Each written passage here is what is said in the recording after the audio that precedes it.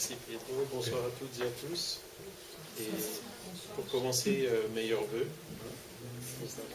Cette nouvelle année 2016 qui a déjà commencé il y a 13 jours.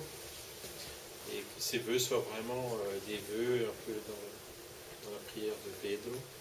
Donc d'une prise de conscience au niveau mondial que le seul chemin possible au niveau de la terre, c'est le chemin du bien. Et c'est le bien et la charité qui peu à peu effaceront toutes ces difficultés que nous rencontrons à travers le monde et qui n'ont d'autre cause que l'égoïsme et l'orgueil que, en tant qu'être humain, est encore trop présent parmi les êtres humains sur la Terre. Alors je suis très heureux de pouvoir revenir, c'est la troisième fois je crois que je reviens, donc parmi vous ici à Lausanne. Donc avant-hier, j'étais pas loin, à Genève, quoi. Et donc pour vous parler quelques mots au sujet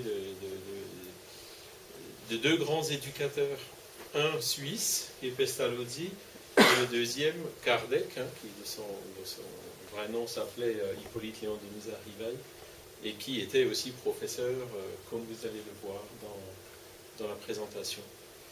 Donc je travaille aussi au niveau comme bénévole toujours évidemment au niveau du Conseil Spirit International. Donc c'est en fait une fédération, des fédérations nationales. Et aujourd'hui vous en avez 36 fédérations donc nationales de 36 pays différents qui sont membres du Conseil Spirit International, dont la Suisse, puisqu'il y a une fédération spirit en Suisse qui s'appelle l'UCES, que vous connaissez probablement. Et je travaille aussi plus particulièrement pour l'Europe. Et donc le Conseil Spirit International, son but premier, c'est de diffuser donc les enseignements de la philosophie spirit, et puis de venir aider les différents groupes et les différentes fédérations dans leur travail de diffusion qu'elles relayent donc auprès du public. Et puis c'est ce que je fais ici.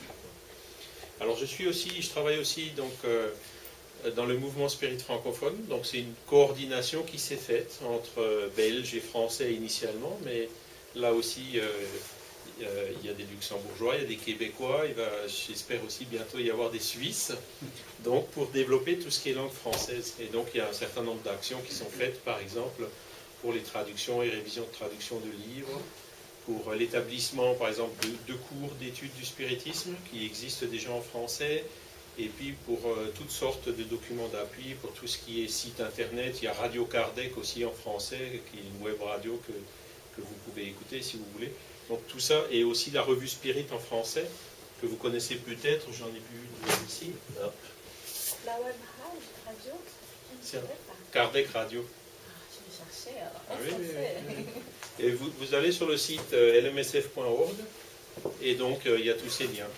Et donc la revue Spirit, qui était fondée par Alain Kardec, et qui aujourd'hui est, je dirais, administrée par le Conseil Spirit International, c'est le mouvement spirit francophone qui fait la version française aujourd'hui, et il existe aussi déjà une version en anglais, et la revue Spirit en français, elle est aussi traduite en russe. Et donc, alors en russe, on ne l'imprime pas, mais on la met en téléchargement sur Internet. Donc, c'est pour donner un exemple du genre d'action qu'on réalise au niveau de ces deux entités-là.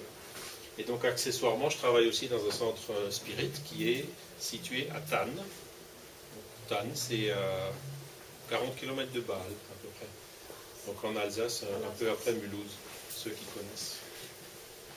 Voilà, et c'est pour ça que, donc, par cette proximité géographique, à vol d'oiseau, ce serait 150 km, mais avec le Jura, bon, faut faire un petit détour, ou alors il faut passer dans la neige, mais voilà.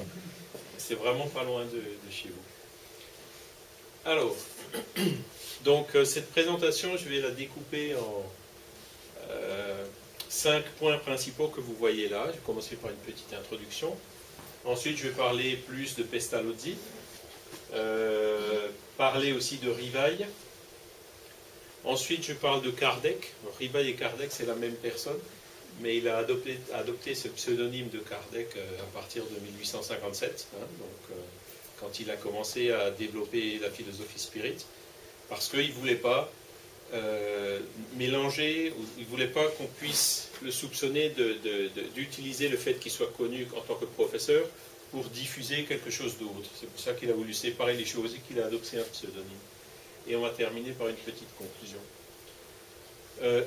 Autre chose que je voulais vous dire, donc pour terminer l'introduction au sujet du Conseil Spirit International, c'est qu'il va bientôt y avoir en octobre, je crois qu'il n'est pas encore sur celui-là, un congrès Spirit mondial, donc c'est le 8e qu'on va faire, et il sera à Lisbonne au Portugal, donc c'est pas très loin.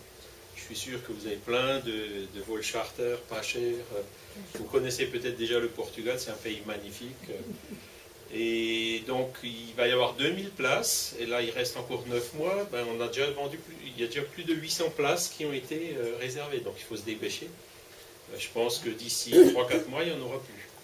Donc, si vous voulez participer à ce congrès, dont le thème c'est, vous voyez ces affiches-là que vous avez, aimer la vie et aimer son prochain, ben, le thème central de ce congrès, c'est exactement ça. C'est donc, comme je le disais un peu en introduction, montrer que c'est tout ce qui est en harmonie avec les lois de la nature qui va faire évoluer la Terre. Voilà. Donc, Pestalozzi, alors, petite remarque, moi les slides, ils étaient bilingues, alors je les ai laissés parce qu'il y a peut-être des personnes qui comprennent mieux en portugais qu'en français dans la salle. Donc je me suis dit, bon, ça peut être utile, donc je vais le laisser bilingue. Tous les slides ne seront pas bilingues, mais ceux qui y étaient, je les ai laissés. Et donc vous avez la version française juste après. Donc il est né le 12 janvier 1746, alors vous voyez, c'était son anniversaire hier. On l'a raté d'un jour. Et donc 1746-2016, ça fait 270 ans, c'est ça? 270 ans de la naissance. Alors c'est intéressant parce que le 1er janvier 1846 est né Léon Denis, donc, qui a fêté 170 ans le 1er janvier. Voilà, donc vous voyez, ça fait quand même déjà quelques générations, mais bon, quand on y réfléchit, ça passe vite et c'est pas si vieux que ça. Donc il est né à Zurich et il est devenu orphelin de son père dès son plus jeune âge. Et là vous avez donc une image chaque fois qui illustre le lieu et à peu près l'époque de l'événement. Ensuite, il a étudié dans le pastorat et le droit au collège Carolinum, donc toujours à Zurich. Il a choisi ensuite, alors là c'est un peu paradoxal, la profession d'agriculteur. Donc c'était quelqu'un d'assez sensible. C'est peut-être lié au fait qu'il était orphelin du père très jeune, une personne avec une grande sensibilité, et donc très proche de la nature, hein, déjà à cette époque-là.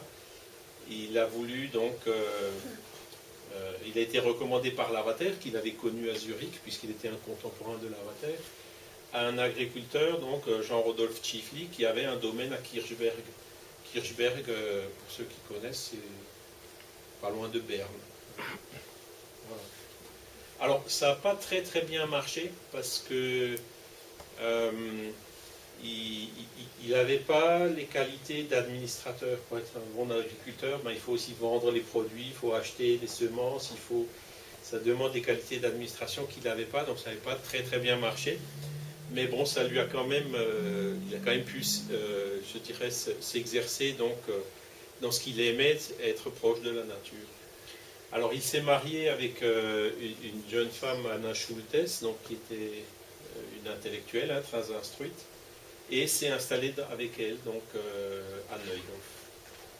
Il a eu un fils, le Jacobli, donc, qui est né en 1770, et là, c'est sa deuxième vocation à Pestalozzi qui s'est éveillée, c'est-à-dire sa vocation d'éducateur, et qu'il a pu pratiquer donc, sur son fils.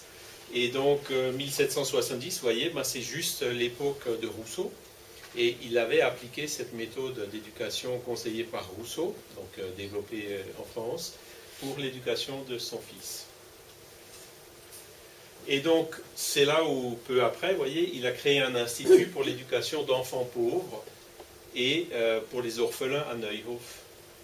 Et dans cette éducation, toujours suivant les principes de Rousseau qu'il était déjà en train de développer, donc il a fait une large place aux travaux manuels et aussi des principes d'éducation morale. Donc ce n'était pas juste l'instruction, comme on dit. Hein. L'instruction, c'est quoi? C'est les langues, les mathématiques, l'histoire, la géographie. Il y a aussi les principes d'éducation morale. Et c'est ça la différence entre l'instruction et l'éducation, c'est que l'éducation inclut aussi ces aspects, ces autres dimensions que juste la partie intellectuelle. Hein, l'éducation fait évoluer les personnes et les enfants intellectuellement, mais aussi moralement, pour faire des enfants bons qui ensuite deviendront des adultes bons. Voilà. Alors, après, il a commencé à écrire des livres, donc Léonard et Gertrude, hein, donc des œuvres poétiques, hein, une image du peuple. Donc c'est des livres qui sont très très intéressants, que vous trouvez encore aujourd'hui, et que je vous conseille de lire. Hein. Et il a aussi écrit donc, dans un journal qui s'appelait La Feuille Suisse et qui était publié à Baden en 1782. Baden, c'est 20 km avant Zurich. Donc, quand vous allez vers Zurich, Baden, c'est un peu avant Zurich. Et là, vous avez une lettre originale donc, qui a été retrouvée, et que vous pouvez trouver sur Internet, donc, où Pestalozzi écrit à son ami Lavater. Et Lavater aussi, je pense que vous le connaissez bien, hein, c'était un grand intellectuel suisse qui était à Zurich et qui avait maintenu, il y a une correspondance assez fameuse entre Lavater et la princesse Léopoldine de Russie, où Lavater expose clairement donc à cette impératrice son point de vue sur la spiritualité, sur la survivance de l'âme et un certain nombre de choses comme ça. Et ça a fait l'objet de différents articles. Alors, peut-être pas de Kardec, mais Léon Denis, par exemple, a beaucoup écrit sur ces correspondances de Lavater, donc, qui étaient publiées à la fin du XIXe siècle, en montrant, Léon Denis qualifie même Lavater comme un précurseur du spiritisme. Voilà, donc vous voyez qu'il y a beaucoup de gens, d'intellectuels et de spirites, et de précurseurs en Suisse. Alors en 1792, donc vous voyez, c'est déjà après la Révolution française de 1789, ben, il a reçu de l'Assemblée nationale de France le titre de citoyen d'honneur de la République française. Parce que les révolutionnaires, bien sûr, poussaient et encourageaient très très fort l'éducation, notamment des jeunes filles. Et donc, ils reconnaissaient donc, ces qualités chez Pestalozzi. Alors en 1797, donc c'est son petit-fils, il n'en a eu qu'un seul, c'est Gottlieb. Et donc là aussi, il a encore plus développé donc, ses capacités et ses aptitudes pour l'éducation. En décembre, alors 1798, c'était une année un petit peu difficile en Suisse. Hein, il y a eu, vous connaissez cette histoire beaucoup mieux que moi. Bon, il y a eu certaines révoltes, et puis une espèce de guerre civile. Et puis donc, à un moment donné, la Suisse a été envahie par un général qui s'appelait Napoléon Bonaparte, hein, qui n'était pas encore empereur, hein, puisqu'il s'est autodénommé empereur en 1803 en France. Et donc Napoléon Bonaparte était général dans l'armée des Alpes et donc a envahi la Suisse. Et il y a eu à Stens des batailles où il y a eu beaucoup d'orphelins de guerre. Et Pestalozzi, donc ça c'était une autre dimension encore de Pestalozzi en plus de l'éducation, c'était son aspect de charité, caritatif. Il était allé donc à Stens pour s'occuper des orphelins de guerre d'un point de vue matériel et aussi d'un point de vue de l'éducation. Alors pour la petite histoire, le général Napoléon qui officiait dans l'armée des Alpes, donc c'est les batailles de Rivoli en Italie, bien connues, et ben dans cette armée-là, il y avait un juge militaire dans l'armée des Alpes qui s'appelait Jean-Baptiste Antoine Rivail. Et ce Jean-Baptiste Antoine Rivail n'était autre que le père du futur Hippolyte Léon Denisard Rivail, qui était devenu Allan Kardec. Vous voyez comme le monde est petit, comme toutes les choses sont liées. Donc là, vous avez une image de Stens. Donc c'est... Alors là, Obwalden ou Nidwalden? Je pense que c'est Obwalden. Obwalden. C'est ça. Hein. Après 1799 à 1804, donc il était à Berthoud, ou Burdorf, dans une petite école populaire, dans une dépendance du château, et il y a créé donc un institut pédagogique. Donc il avait beaucoup de difficultés. La Suisse à l'époque n'était pas encore la confédération qu'elle est aujourd'hui. Et bon, donc il allait un petit peu comme ça par opportunité, là où on lui ouvrait des portes, là où on lui proposait un local, là où il pouvait exercer donc ses talents d'éducateur qui étaient vraiment de plus en plus reconnus en Suisse. Et c'est après, à partir de 1805, donc il a reçu une lettre d'invitation de la ville d'Yverdon, qui pareil, hein, qui voulait développer l'éducation dans la ville d'Yverdon et qui lui a proposé en fait un local qui pouvait venir s'installer gratuitement au Châton, donc, que vous voyez ici, et où il y aura bientôt la commémoration des 20 ans du GEP. Hein. Et c'est donc là où a commencé cette période du fameux Institut Pestalozzi à Yverdon, donc qui a duré entre 1805 et 1825. Alors là aussi, vous voyez, 14 février 1804, Allan Kardec, lui, donc Hippolyte Léon Denisard Rivail, il est né en octobre 1804. Donc vous voyez, c'est la période où il est né. Et donc la période où il y avait déjà l'école quelque part qui l'attendait. Alors, si on continue, donc cet institut, il a eu un grand succès, et il y a aussi eu donc un séminaire pédagogique qui était installé dans ce château, donc ça a duré 20 ans. Alors, vous trouvez en Suisse énormément d'informations, de documents, d'archives, de sites internet historiques, les Wikipédia, etc., qui sont pleins, qui parlent énormément donc de cet institut de Pestalozzi. Et là aussi, si vous voulez approfondir tout ce qui s'y faisait, je vous conseille donc de consulter ces références. Vous voyez, il y avait jusqu'à 150 élèves, hein, entre 5 et 17 ans, qui restaient plusieurs années dans cet institut. Donc 5 ans, c'est le kindergarten, la maternelle, quoi. Et 17 ans, ben, c'était jusque l'équivalent du baccalauréat en français ou du abitur, comment ça s'appelle chez vous en Suisse? Gymnase. Le lycée, voilà, le gymnase. Voilà.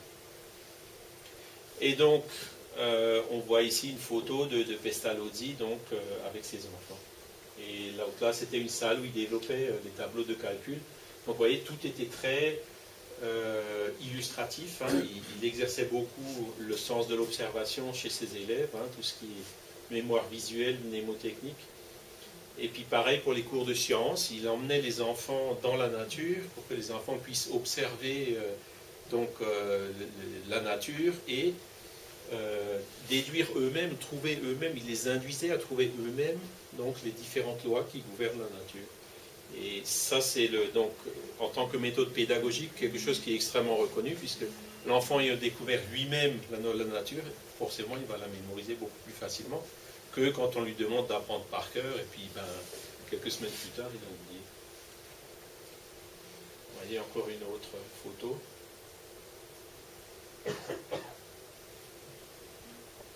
Vous voyez, donc c'est ce que je disais, les mœurs, les monuments historiques, botanisés et peints. Alors il y a un livre, je l'ai d'ailleurs emmené, que quand j'étais à Genève, il y a Madame Télésine Arrey, je ne sais pas si vous la connaissez. Ouais. Donc elle a maintenant 88 ans. Et donc elle m'a offert un livre qui est vraiment très très bien aussi sur cette période-là. Donc ça s'appelle Lettres des enfants Juliens. Et les enfants Juliens, en fait, c'était les enfants d'une famille qui s'appelait Julien et qui était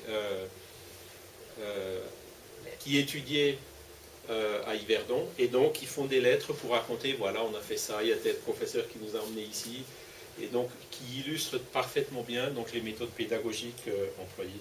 Donc là aussi, c'est quelque chose de très très bien. Donc c'est des éditions du Centre de documentation et de recherche Pestalozzi, qui existent toujours, qui ont un site internet et qui ont leur siège donc à Yverdon. Alors, le jeune, donc Pestalozzi, je reviens en arrière, excusez-moi. Donc, Hippolyte Léon Denisard Rivail, on ne sait pas exactement quand il est arrivé à Yverdon. Alors, il semblerait que ce soit en 1810. Donc en 1810, comme il est né en 1804, il avait 10 ans. Là aussi, pour la petite histoire, donc son père, comme je vous l'ai déjà dit, c'était Jean-Baptiste Antoine Rivail, qui était juge militaire, qui exerçait dans l'armée des Alpes, qui était gouvernée par un général qui s'appelait Napoléon Bonaparte, et donc qui est devenu empereur en 1803, et donc qui a appelé ce juge militaire pour faire partir de l'administration militaire à Paris. Et donc le père de Kardec était parti à Paris, et d'ailleurs on le voit sur son certificat de naissance, et il est né à Lyon, donc c'est à la rue Salat, à Lyon, qui est une rue près de la place Bellecour, près du Rhône. Et donc, en fait, il n'a jamais habité là-bas. Cette rue Salat, à cet endroit où il est né, il y avait un institut qui était un institut de bain de thermalisme, avec des eaux minérales factices. Et les établissements qui s'appelaient les établissements Dietmar. Et une des propriétés de cet établissement, c'était d'aider les femmes qui avaient des difficultés à avoir des enfants. Et les recherches qu'on a pu faire, on a vu qu'en fait, avant Kardec, était déjà né un grand frère à Kardec et une grande sœur à Kardec. Mais tous les deux sont morts, donc un en 1801 et la fille en 1802. Et donc lui, il est né en 1804, et c'est certainement compte tenu de ses difficultés que sa mère, comme le père était à Paris, elle était dans cet établissement de cure thermale à Lyon. Parce qu'en réalité, ils habitaient dans une autre ville qui s'appelle Bourg-en-Bresse, que vous connaissez peut-être parce que c'est là vraiment pas loin de Genève, quoi. Et donc, pour continuer cette histoire, le père de Kardec donc, était à Paris, donc, et vous savez qu'en 1805-1806 a commencé la guerre d'Espagne, de Portugal d'abord, et c'est la guerre que Napoléon a fait aux Portugais, d'abord en étant allié des Espagnols, qui a fait qu'une partie de la famille royale portugaise est partie au Brésil, dont Pedro II, pour ceux qui connaissent l'histoire brésilienne. Donc là aussi, vous voyez comment les choses s'imbriquent et s'enchaînent. Mais ce qui s'est passé aussi, c'est que le père de Kardec, eh ben, il a disparu. Et personne ne sait ce qu'il est devenu. Et donc, il est probablement mort dans cette guerre d'Espagne, qui était donc plus une espèce de guérilla urbaine avec des attentats, des guet-apens, ce genre de choses. Et donc, il est tout à fait possible qu'il ait été tué dans un de ces événements. Donc, le jeune Kardec était lui aussi orphelin de son père. Alors, même pas orphelin. Orphelin, c'est quand le père meurt. Mais là, il a disparu. Disparaître, une disparition, c'est encore pire qu'une mort. Quand il est mort, voilà, on fait son deuil, etc., quoi. Mais là, non, il avait disparu sans laisser d'adresse. Donc, c'est la mère de Kardec, Jeanne-Louise Duhamel, et sa grand-mère maternelle, donc, qui habitait à Bourg-en-Bresse et qui a donc amené Kardec dans cet institut de Pestalozzi à Yverdon vers 1810 pour qu'il ait son éducation là-bas. Voilà. Et donc Pestalozzi s'est désincarné en 1827. Donc là, vous voyez une image de l'école de Beer à l'époque. Et sa tombe, elle était juste à côté de cette école. Bon, entre-temps, elle a été démolie et reconstruite. Et donc là, je vous ai mis deux photos du bâtiment tel qu'il est aujourd'hui. Donc là aussi, c'est vraiment un endroit magnifique. Je vous conseille d'y aller.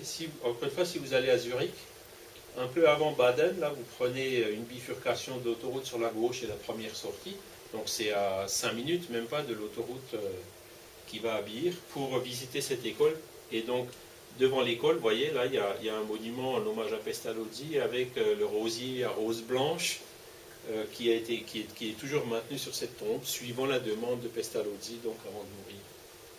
Et vous avez aussi là une magnifique fresque où on voit Pestalozzi avec les enfants. C'est vraiment un endroit très très joli, très très sympathique, il règne une très très bonne vibration. Si vous avez l'occasion, je vous dis, c'est un petit détour, vous allez peut-être perdre une demi-heure en allant à Zurich ou en revenant de Zurich, mais franchement, ça vaut la peine. Voilà. Donc ça, c'est une image de Pestalozzi âgé, donc un peu avant qu'il se désincarne. Voilà. Et donc, Pestalozzi est encore aujourd'hui cité dans les manuels de pédagogie moderne. Pas seulement en Suisse, mais aussi au Brésil et à plein d'autres endroits dans le monde. Et il a vraiment fait progresser beaucoup la pédagogie, donc en construisant sur la base de ce qu'avait commencé à établir Rousseau, donc qu'il a développé, et donc qui se caractérise par cette image-là. Vous voyez, il travaillait la tête, donc c'est la partie apprentissage, intellectuel, etc.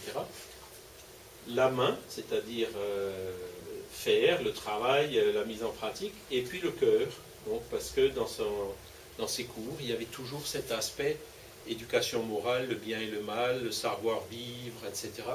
Donc, qui faisait sur des bases, là encore, tout à fait universelles. Pourquoi? Parce que dans son école, comme on le verra plus tard, ben, il y avait des enfants qui venaient de toute l'Europe.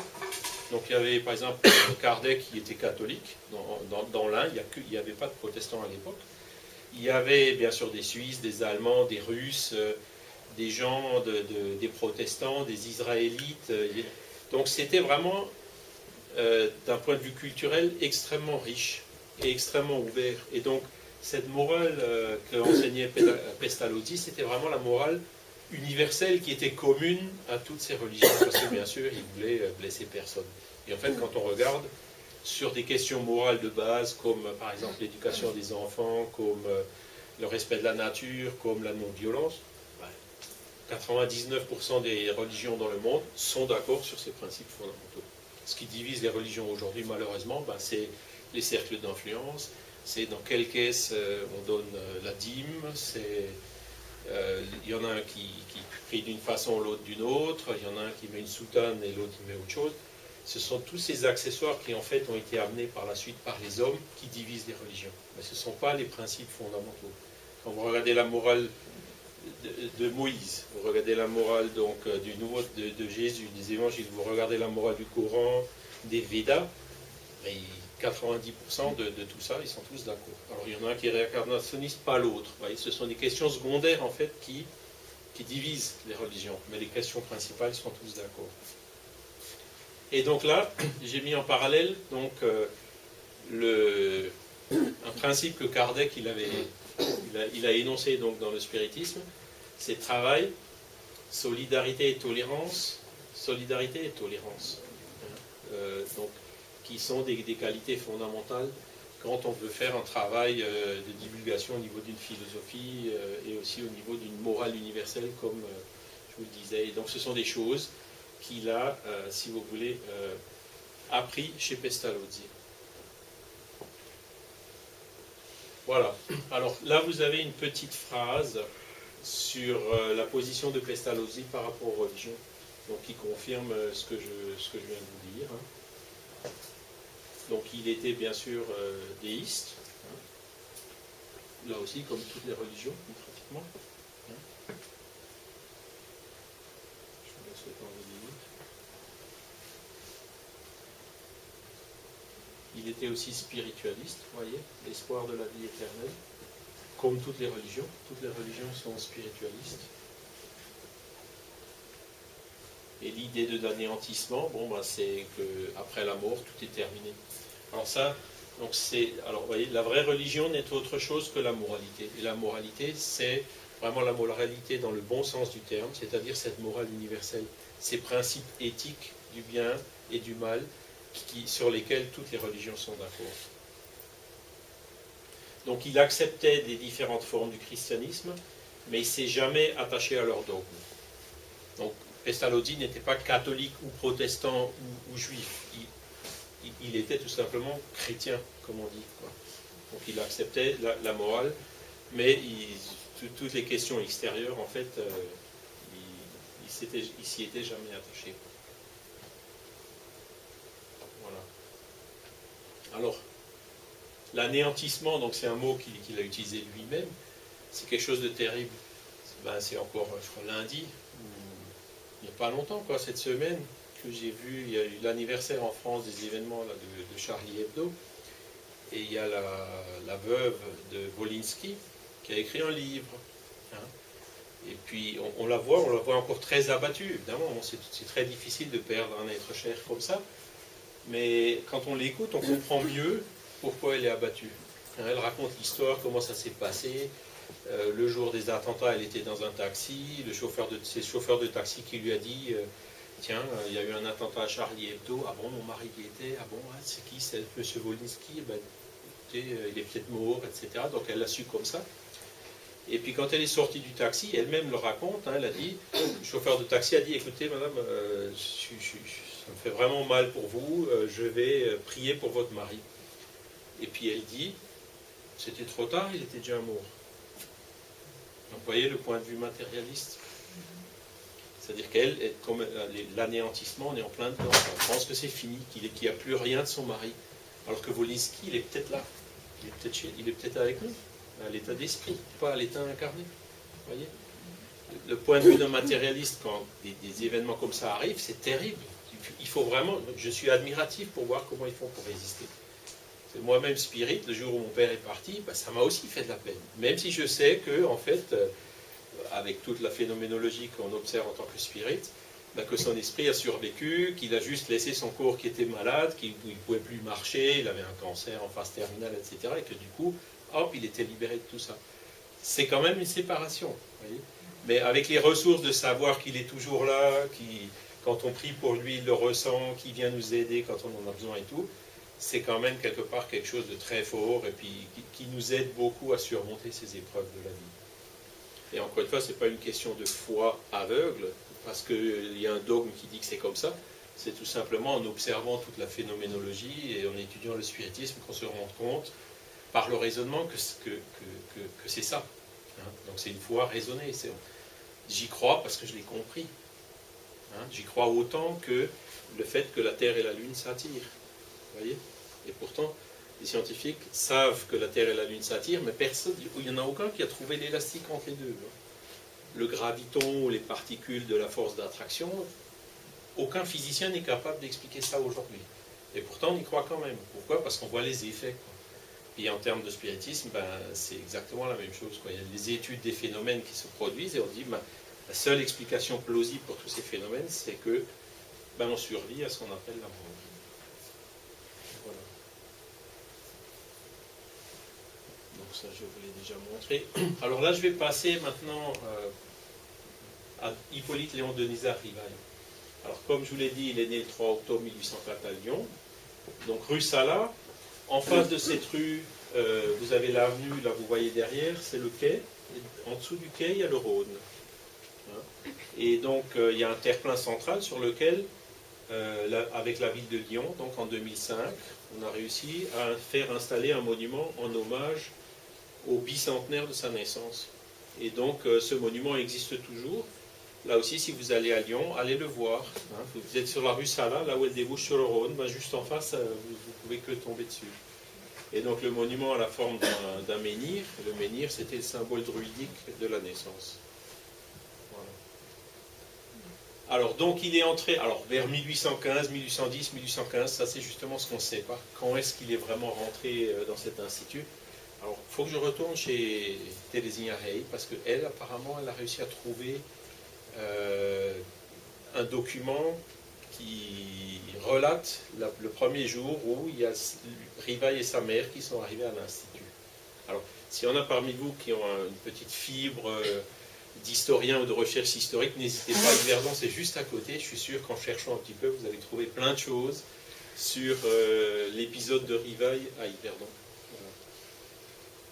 Et donc, comme je vous l'ai dit, il a côtoyé des étudiants de différents pays, langues, religions. Et ça explique pourquoi, plus tard, il parlait 6 ou 7 langues. Il parlait le néerlandais, il parlait l'anglais, il parlait l'allemand, il a traduit des livres en allemand, il parlait le français, il parlait l'espagnol. Donc, ça s'explique par le fait qu'il était avec des élèves de toutes ces nationalités-là dans cet institut ici d'Yverdon. Après, bon, il est devenu, c'était un petit peu un élève hors norme, je dirais, et très vite, il a commencé à aider. Il est devenu collaborateur de Pestalozzi, donc en l'aidant pour éduquer les plus petits. Hein.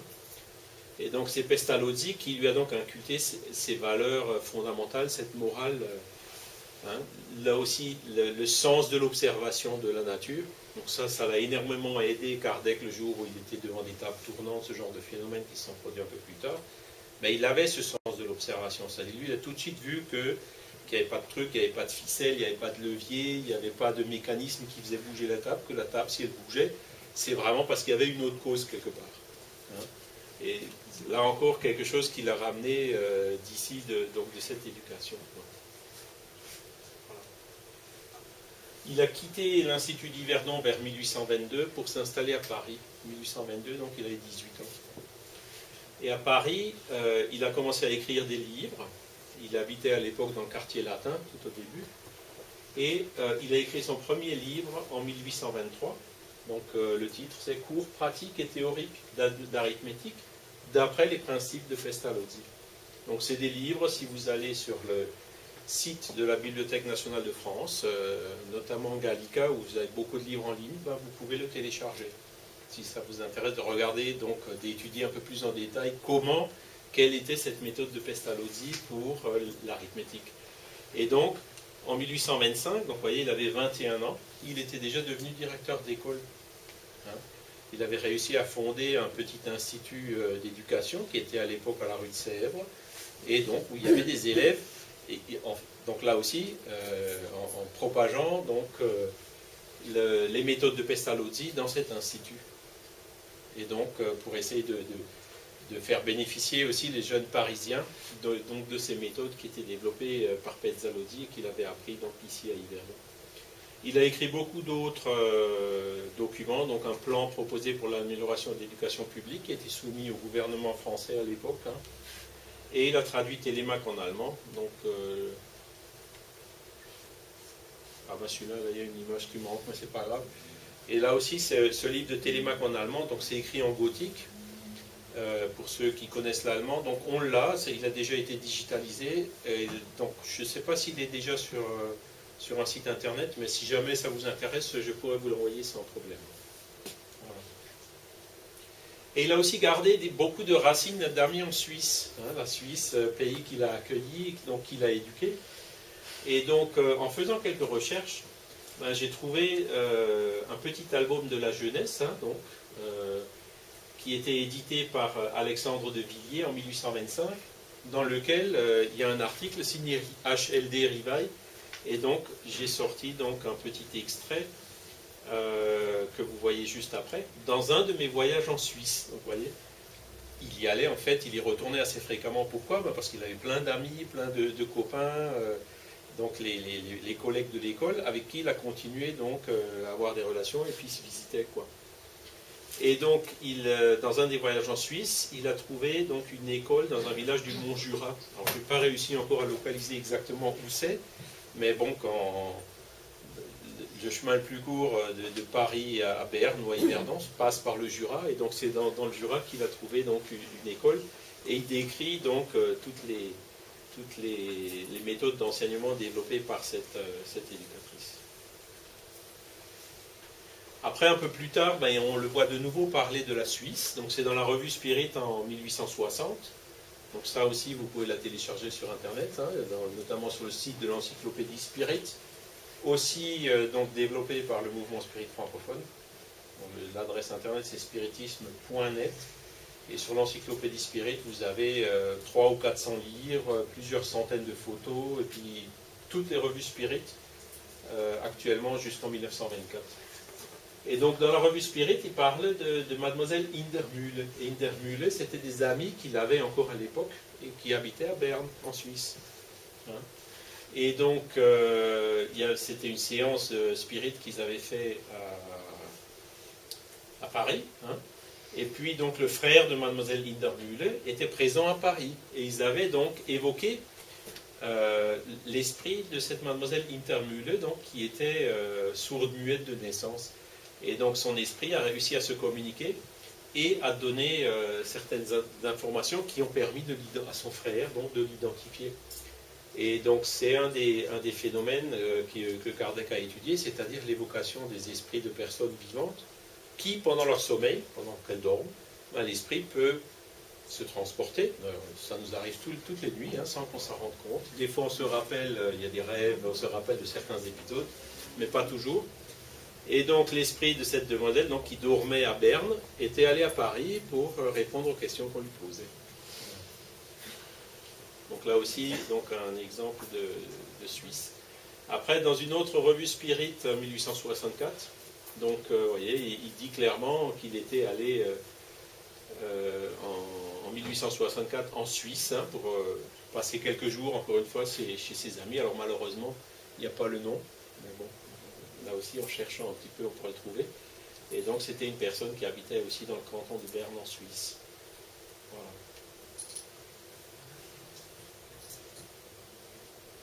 Et donc, dans l'imitation de l'évangile selon le spiritisme, donc, qui a été fait en 1864, donc le 20 août, Kardec raconte aussi un voyage qu'il a fait en Suisse, donc je vous laisse lire. Vous voyez qu'il connaissait vraiment tout, c'était un pays qu'il aimait beaucoup, qu'il adorait. Voilà. Y compris Lausanne. Vous voyez.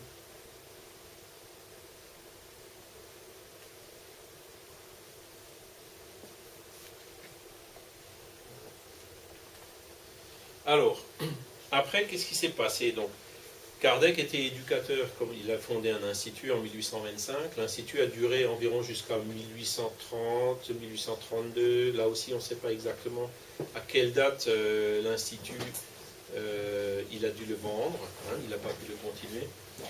Et ensuite, il a quand même continué à donner des cours, à écrire des livres pédagogiques. Il a toujours encore travaillé en tant que professeur, même sans être directeur d'une institution. Et c'est en 1847, donc, il y a eu le fameux épisode de la maison Fox à Hainesville. Alors, est-ce que vous connaissez, qui c'est qui ne connaît pas cet épisode? Vous le connaissez tous.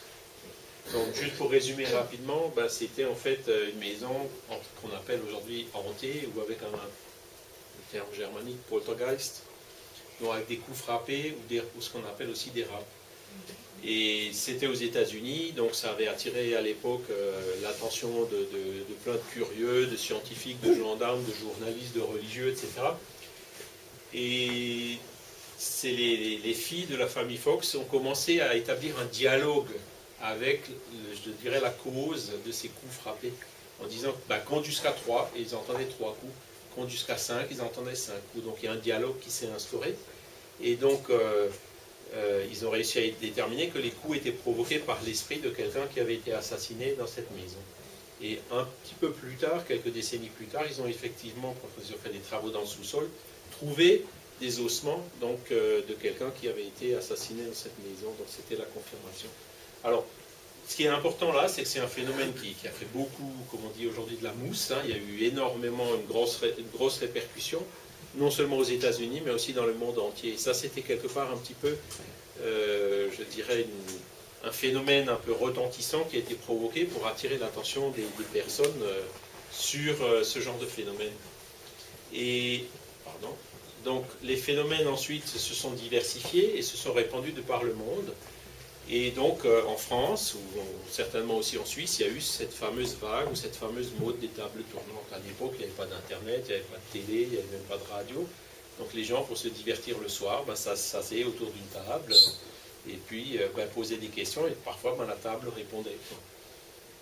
Et ces phénomènes, il y a aussi eu des études sérieuses qui ont été démarrées par des scientifiques, donc surtout aux États-Unis à l'époque, aussi en France, on trouve quelques revues de cette époque-là qui parlent de tables tournantes. Et en 1854, c'est là où Allan Kardec a été mis la première fois en contact avec un de ces phénomènes. Donc comme je vous ai dit, il avait tout observé, il a vu qu'il n'y avait pas de truc. Et la première constatation qu'il a faite en disant, là il y a un effet, et cet effet, je voudrais bien en chercher la cause. Donc si la table bouge, il dit, ça peut être l'électricité, le magnétisme, ça peut être un phénomène naturel quelconque, mais quand il avait vu qu'en plus la table donnait des réponses sensées, donc il y avait quelque chose comme si c'était un effet intelligent, il a dit, là forcément, tout effet intelligent doit avoir une cause intelligente, et c'est à partir de là qu'il a commencé à étudier ces phénomènes. Voilà. Donc tous les effets à une cause, l'observation, tout ça aussi c'est quelque chose qu'il avait ramené de son éducation avec Pestalozzi. Et donc là, c'est une première constatation. Donc il n'est pas parti de l'hypothèse que c'était des esprits. C'est vraiment à force d'observer qu'il a vu que, effectivement, la meilleure hypothèse pour expliquer ces phénomènes, c'est que ces phénomènes sont effectivement, comme les propres phénomènes le prétendent, provoqués par des esprits de personnes qui se sont désincarnées. Donc, et c'est là où il a commencé vraiment à creuser ce sujet. Donc c'était une hypothèse ex post et pas une hypothèse ex ante, pour ceux qui connaissent un peu la méthodologie scientifique. L'hypothèse ex ante, typiquement, c'est quand on a étudié le système solaire, on s'était rendu compte, tiens, il y a une petite anomalie dans un coin, et donc il y a certainement une planète quelque part, qu'on ne connaît pas encore, qui pourrait expliquer cette anomalie. Et c'est comme ça qu'on a découvert Uranus, par exemple, ou Neptune, qui n'avait pas encore été observé par les astronomes, mais dont l'existence avait été prévue avant qu'on l'observe. La même chose a d'ailleurs eu lieu récemment avec le boson de Higgs.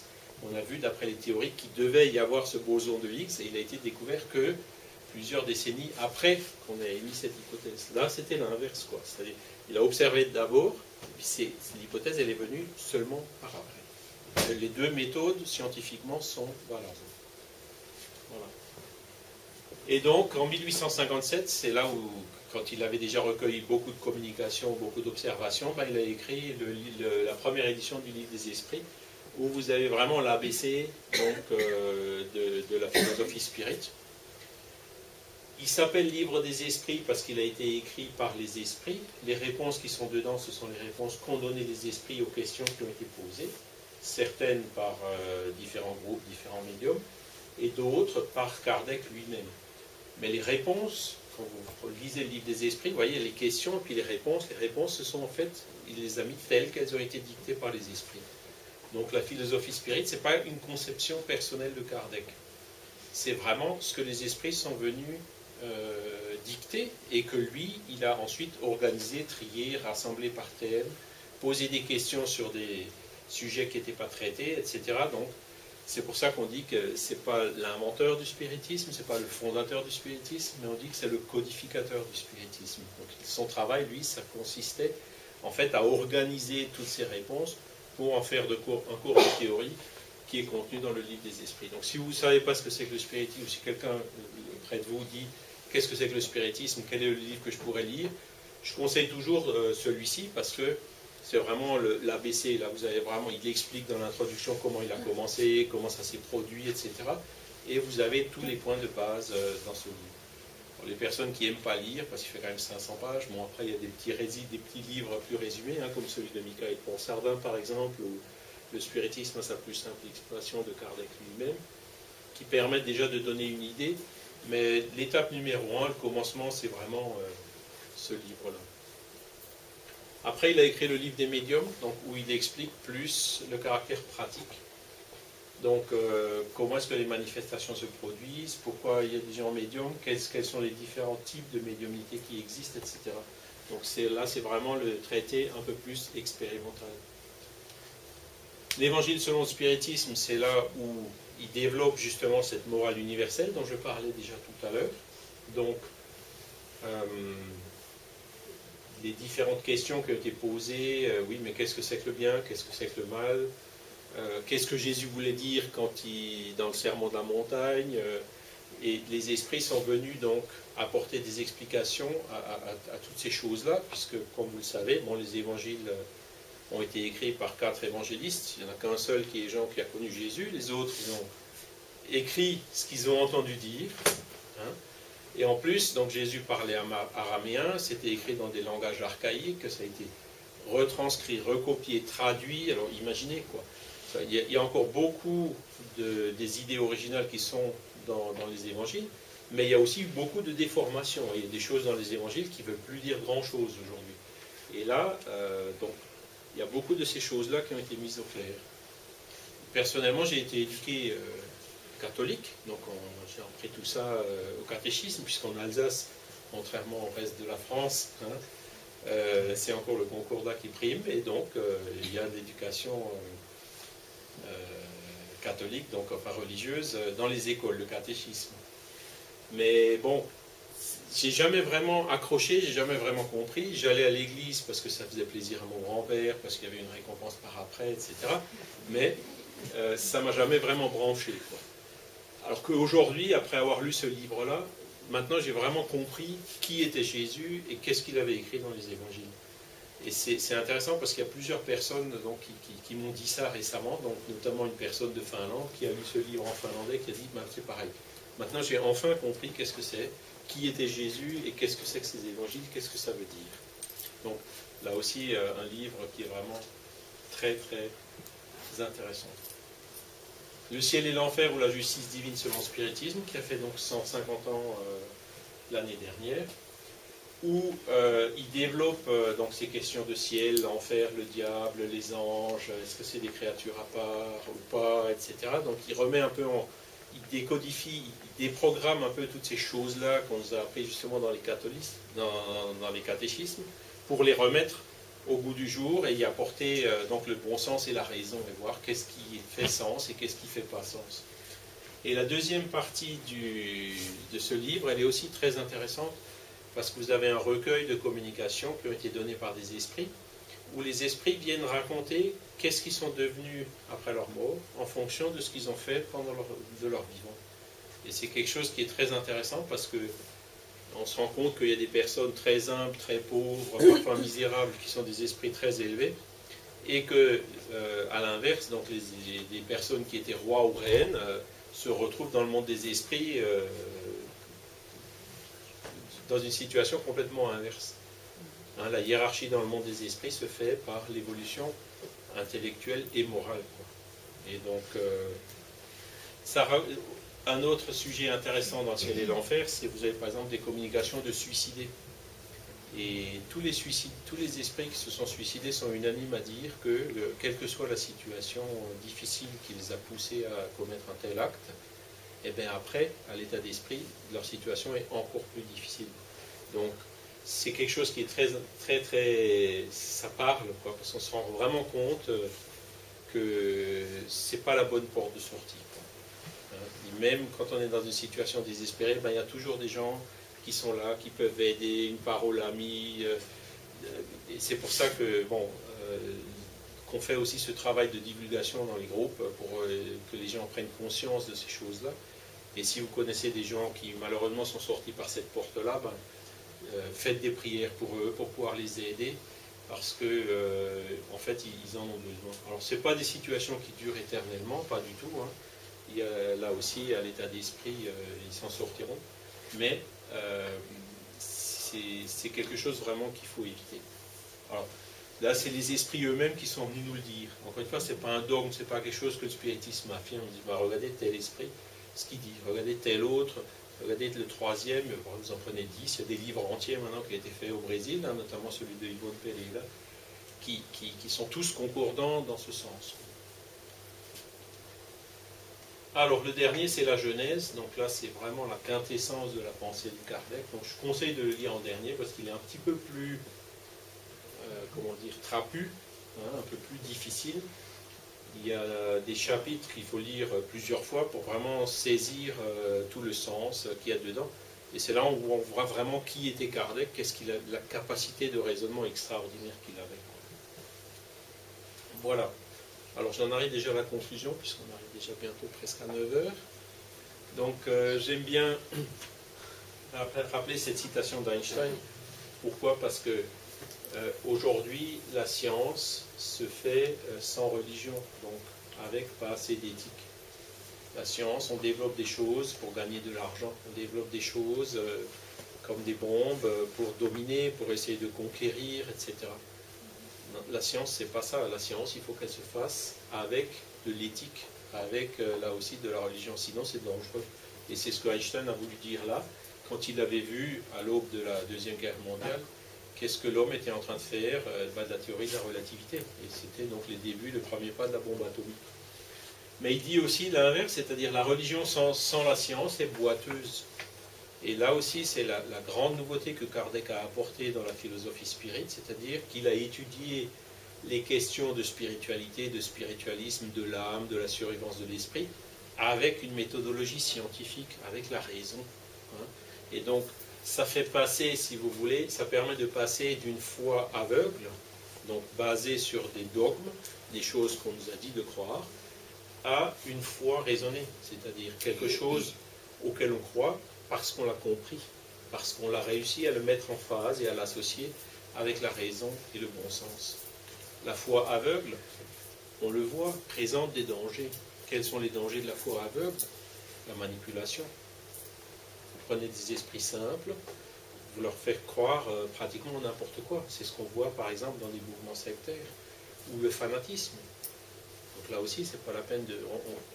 hein, vous voyez tout ce qui se passe, les gens qui tuent au nom de Dieu, qui commettent ces crimes, maintenant un peu en France, mais aussi partout dans le monde. Et ça, c'est donc des conséquences de cette foi aveugle. Beaucoup de gens, pendant des siècles, n'avaient pas encore les capacités de raisonnement et avaient besoin qu'on leur dise ce qu'ils devaient croire. Et je prends toujours l'exemple de ma mère. Ma mère, que j'adore évidemment, qui est toujours vivante, elle me dit, je suis né catholique, je vais mourir catholique. Parce qu'elle ne cherche pas à intellectualiser. Soit parce qu'elle ne veut pas, soit parce qu'elle n'est pas une intellectuelle, elle n'en a peut-être pas non plus la capacité. Donc, elle a besoin qu'on lui dise ce qu'il faut croire. Donc, elle était dans l'église catholique, il y a eu la confiance. Voilà, bon, elle passe peut-être un peu les divers abus qu'il y a eu dans les religions dans le passé. Bon, elle regarde aujourd'hui les gens qui font du bien, qui viennent l'aider quand elle était un peu dépendante. Il y a des gens qui venaient la chercher à la maison pour l'emmener à l'église. Quand elle ne pouvait plus y aller, ben, ils prenaient l'hostie, ils lui amenaient à la maison. Vous voyez, c'est ça qui fait... C'est plus sur ce genre de raisonnement-là que vraiment quelque chose d'intellectuel. Par contre, avec l'évolution du monde, avec l'évolution intellectuelle de l'humanité, plus en plus de gens ne se satisfont plus de ce genre d'approche. Ils veulent comprendre. Je veux bien croire, mais explique-moi d'abord. Et donc c'est tout l'inverse de la foi dogmatique, et donc c'est la foi raisonnée. Et c'est justement ce que Kardec, la grande nouveauté qu'il a apportée dans le spiritisme, c'est ça. C'est d'étudier les questions qui étaient du domaine de la religion, mais avec de la science, avec de la méthodologie scientifique. Et Einstein, il n'était pas spirit, il n'avait certainement pas lu Kardec, mais il avait lui aussi pressenti ça, et c'est ça qui l'a amené à faire cette citation. Et donc le spiritisme ne dit pas croyez d'abord et vous comprendrez ensuite si vous pouvez, mais il dit comprenez d'abord et vous croirez ensuite si vous le voulez. Donc vous voyez, comprenez d'abord, hein, donc c'est la foi raisonnée, et si vous le voulez, c'est un deuxième principe fondamental de la philosophie spirit, c'est le libre arbitre. Chacun est libre de croire ou de ne pas croire ce qu'il veut. Et le principe de liberté, c'est quelque chose de fondamental au niveau du spiritisme. Et donc, Kardec dit, il y a des gens qui ont compris, mais qui même comme ça ne veulent pas croire. Pourquoi? Parce qu'ils ne veulent pas, parce que c'est leur libre arbitre. Il faut être patient. Et c'est pour ça que le spiritisme ne fait pas de prosélytisme, il ne cherche pas à imposer les choses. Je suis là, je vous explique les choses. Ça vous intéresse, vous prenez, ça ne vous intéresse pas, vous ne prenez pas. Il n'y a pas de problème. Encore une fois, tout ça, c'est gouverné par ce principe de liberté. Alors ça commence à changer. Je ne sais pas si je vous ai montré ça la dernière fois déjà, je ne crois pas. Donc, je vous conseille d'aller voir voilà, openscience.org. Alors ici, bon, je l'ai copié en anglais, mais vous pouvez déjà trouver des traductions en français de ce même site. Et donc, il y a plusieurs centaines de scientifiques, mais alors vraiment de haut niveau, qui se sont réunis donc pour faire un manifeste pour une science post-matérialiste. Et donc la science qui a d'ailleurs toujours encore aujourd'hui un paradigme ou un modèle purement matérialiste, donc qui refuse toutes les questions des notions d'esprit, etc., ben ça commence à changer. Et ces scientifiques montrent sur ce site de façon très claire les différents phénomènes qui sont maintenant observés, il y a des centaines de livres qui ont été écrits sur le sujet, et dont la seule explication vraiment plausible, c'est que il existe effectivement autre chose que de la matière, notamment dans l'être humain. Donc il existe aussi un esprit, et qu'il existe de la matière sous d'autres formes que la matière einsteinienne, la matière tangible, qui est étudiée jusqu'à présent exclusivement par la science.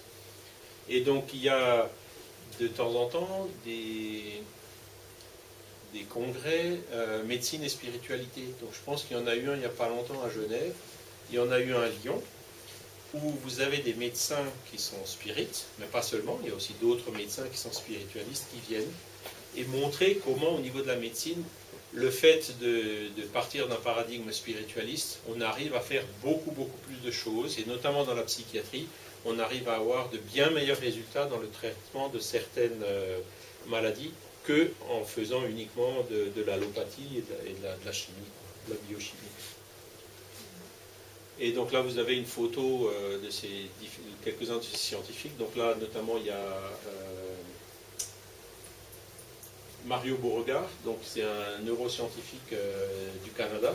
Il a été obligé de quitter son université à cause de ses croyances et il s'est maintenant installé dans l'Arizona où les gens sont un petit peu plus ouverts. Donc il travaille dans l'université d'Arizona. Vous avez aussi là, entre autres, Alexandre Moreira Almeida, qui est un Brésilien. Là aussi, très scientifique de l'université de Juiz de Fora, dans le Minas Gerais, pour ceux qui connaissent, et qui est venu déjà 4 ou 5 fois en Europe pour montrer le résultat de ses travaux, qui publie dans différents magazines très médicaux, scientifiques médicaux, qui sont très connus. Et vous voyez ici donc un petit dessin qui illustre le cycle de Kuhn. Donc pour ceux qui connaissent Thomas Kuhn, c'est un scientifique qui s'est intéressé sur la méthodologie de la science. Qu'est-ce que c'est que la science? Comment est-ce que la science fonctionne? Comment est-ce qu'elle évolue? Et donc, il a fait ce modèle en disant, la science travaille sur un modèle. Ensuite, il commence à y avoir des déviations sur ce modèle. Il y a des choses que le modèle n'arrive pas à expliquer ou qui semblent contredire le modèle. Après, il y a une crise du modèle. Ensuite, il y a une révolution du modèle et un changement donc de paradigme ou un changement de modèle. Et c'est exactement un cycle comme ça qui s'est produit au début du XXe siècle, où on est parti du modèle de Newton, de la mécanique classique, pour arriver vers la mécanique relativiste, donc, qui a été introduite par Einstein. Newton ne permettait par exemple pas d'expliquer l'orbite de Mercure autour du Soleil. Avec les calculs de Newton, il y avait une erreur de quelques minutes qu'on arrivait à mesurer, et on ne savait pas pourquoi. Et c'est avec le modèle relativiste complet de Einstein qu'on a réussi à calculer vraiment à la seconde près cette orbite de Mercure. C'est-à-dire Newton, il a raison, mais dans certaines limites. Quand on sort de ces limites, ça ne marche plus et il faut apporter quelque chose d'autre. Et donc nous, ce qu'on espère, c'est que qu'il va y avoir un autre modèle qui va nous permettre de sortir de ce modèle matérialiste pour arriver à un modèle plus holistique, plus ouvert, donc, qui tienne compte non seulement de la matière, mais aussi de l'esprit.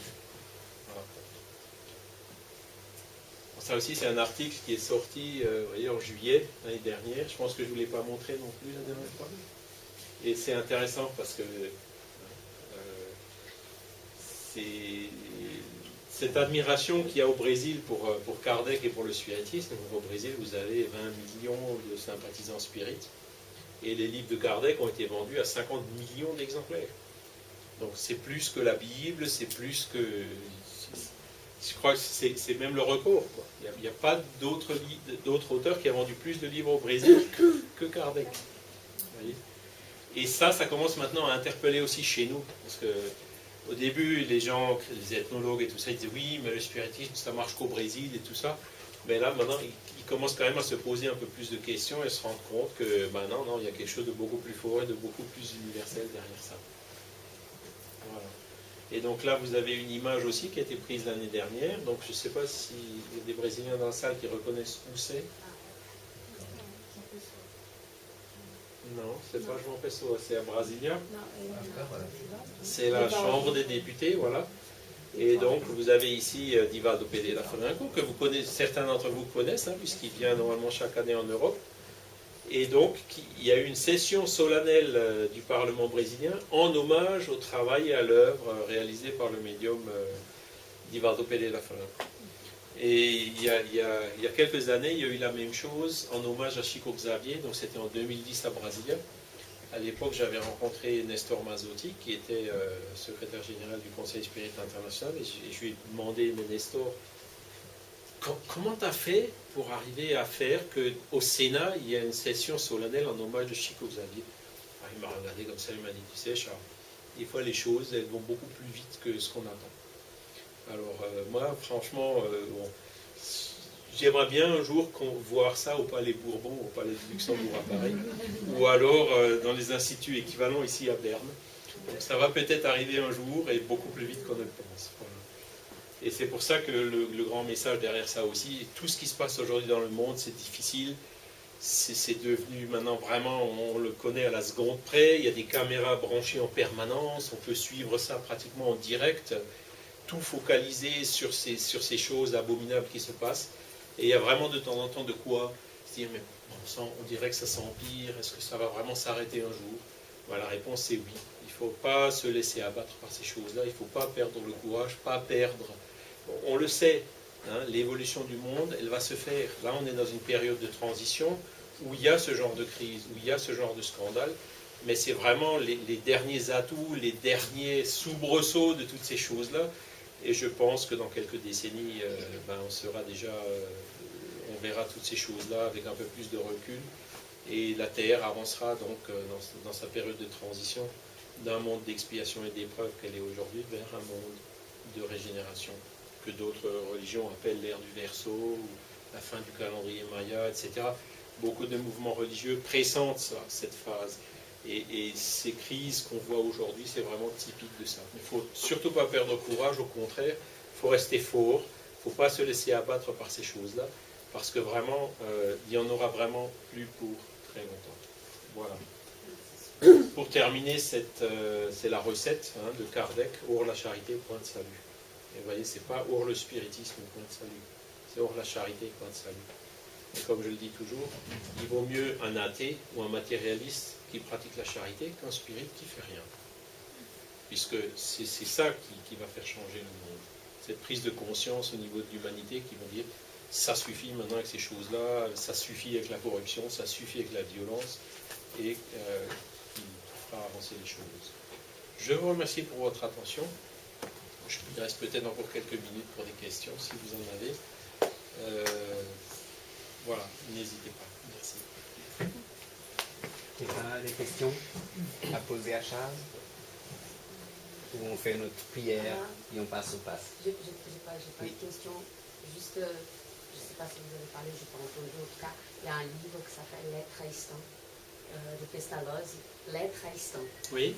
C'est un petit livre aussi, un livre qui parle de son expérience. C'est un peu très joli.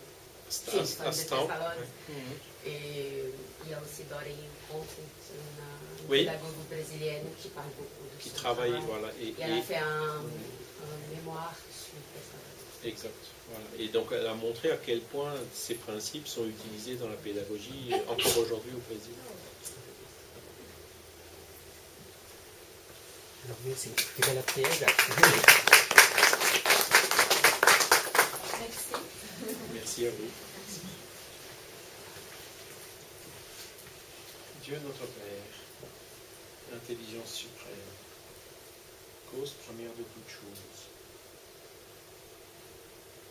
comme il est défini dans la première question du livre des esprits. Et Jésus, esprit parmi les plus évolués qui se soit jamais réincarné sur la terre, et qui est venu nous apporter ses enseignements, et aussi en donner l'exemple, les mettre en pratique, pour servir de guide et de modèle pour l'humanité. Nous vous remercions pour votre sollicitude constante à notre égard, en nous envoyant des esprits élevés, des guides spirituels, qui sont là pour nous assister dans les difficultés de cette vie. À partir du moment où nous arrivons à élever notre niveau de pensée vers le bien, vers vous, à faire ce travail de charité, d'étude, qui nous incombe, et qui leur permet de mieux nous influencer, de mieux nous inspirer, et donc ainsi de démultiplier nos forces. Nous vous remercions pour l'occasion que nous avons eue ce soir pour étudier quelques aspects de ces lois universelles de la nature, en espérant qu'elles puissent s'ancrer dans nos cœurs et nous aider à devenir meilleurs, de nous aider chaque jour à atténuer ou à nous débarrasser d'un défaut. Nous prions également pour que ces enseignements puissent être utiles aux esprits qui pourraient se trouver parmi nous ce soir, et sur lesquels nous appelons la bénédiction de Dieu. Nous remercions aussi les organisateurs de ce groupe, les travailleurs de ce groupe, et que cette inspiration, ce recueillement, puisse se poursuivre pour le travail de passe magnétique.